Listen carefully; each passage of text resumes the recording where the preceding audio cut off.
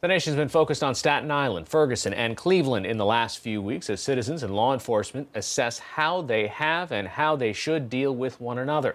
This as a new investigation by the Wall Street Journal reveals that accounting for killings by police may be grossly underestimated. Wall Street Journal reporter Rob Berry joins us now. So how did you do your reporting and what did you find? Thanks for having me.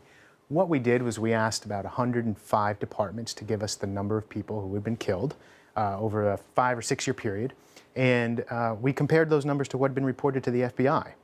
And we found that there was a lot of stuff that wasn't in the FBI's information. You said that at least 550 police killings between 2007 and 2012 never made it onto the books? Yeah, and that's only among the top 105, 110 largest agencies in the country. So there's 18,000 jurisdictions, so that's just a small estimate of the total. Okay, so for example, some jurisdictions could call something a justifiable homicide versus an unjustifiable homicide, discrepancies in definitions. What do you mean? Yeah, it was a wide range of things. That was certainly one of the issues. What we're dealing with here is what are essentially crime reports, and agencies who are forced to report information about unfortunate events where officers take someone's life, they don't really want to include that in a crime report. It's not a crime in their eyes. It was a justifiable event.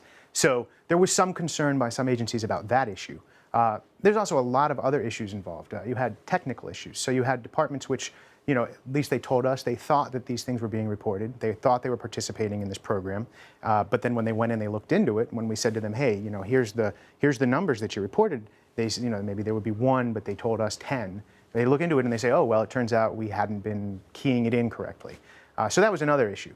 And then I think the largest issue was that 3 of the biggest states in the country, New York, Florida, and Illinois, have almost nothing reported. And that's because of the way this process works. What happens is that when an agency wants to send this information to the FBI, they pass it through a state agency first.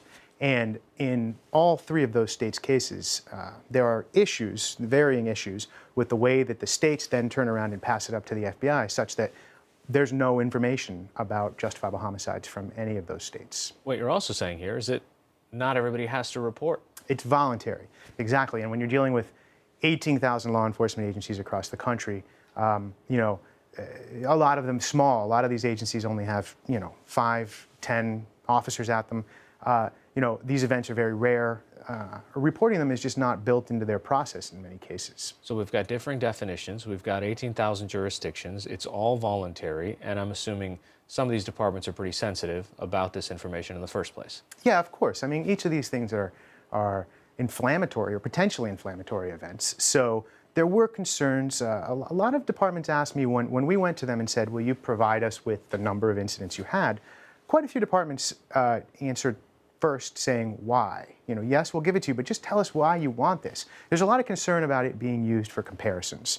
And I mean, when we see what's happening across the country right now, I think that you can understand that concern. And your reporting is not saying that all cops are bad. You're just pointing out that there's this discrepancy in how we're reporting the information. So if there are these gaps in the data set, how do we make any policy based on maybe faulty numbers? That's a great point, and that's why we were looking at this in the first place. We wanted to get a benchmark. We wanted to know, well, how often does this happen and who does it happen to? When we tried to do that using the available information and took it to experts, everyone said, well, you can't really do that. And we said, well, okay, and that raised the question of why not.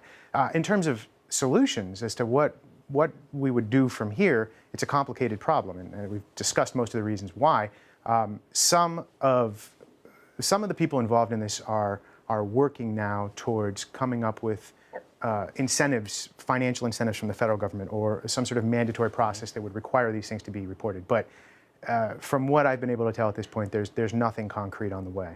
All right, Rob Berry from the Wall Street Journal. Thanks so much. Thank you for having me.